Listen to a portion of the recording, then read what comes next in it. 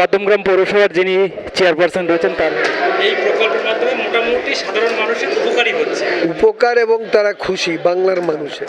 আচ্ছা, বিরোধী দল যে সমস্ত রয়েছে তারা আমাদের এই যে প্রকল্প রয়েছে এর কটাক্ষ করছে, কেউ ভালো দেখুন, কটাক্ষ যারা করছে তারা করবে, তারাই এসে প্রথম লাইন দিয়ে ফর্ম নিয়ে যাচ্ছে। তারাই প্রথম লাইন দিয়ে ফর্ম ফিল আপ করছে।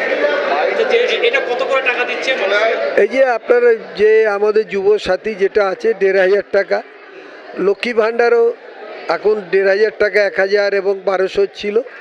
সেটা যারা তফসিলি জাতি উপজাতি আছে তারা 1200 পেত, এখন 1500 পাচ্ছে, 1700।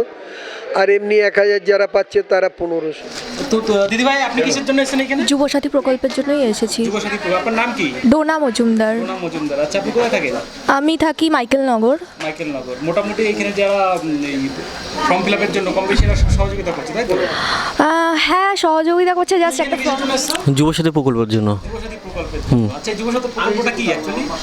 এটা হচ্ছে যতক্ষণ আমরা চাকরি না পাচ্ছি ততক্ষণ দিদি আমাদেরকে দিচ্ছে একটা বেকার ভাতা বলতে পারেন। যতক্ষণ আমরা না দাঁড়াতে পারছি, চাকরি না পাচ্ছি, ততক্ষণ দিচ্ছে 21 থেকে 1,500 করে। 1,500 টাকা দিচ্ছে। আচ্ছা আচ্ছা, আপনার নাম কি? অমিত দে।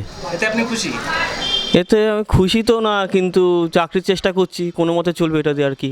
দিদি কিছু দিচ্ছে, তাও যতটুকু হেল্প হয় ততটুকু। চাকরির জন্য ট্রাই করছেন? চাকরির জন্য ট্রাই করছি, পরীক্ষা দিচ্ছি, এক্সাম দিচ্ছি গভর্নমেন্ট সার্ভিসে। তো তার সাথে যদি কিছু পাওয়া যায় তাহলে আমার সুবিধা হবে, এটাই।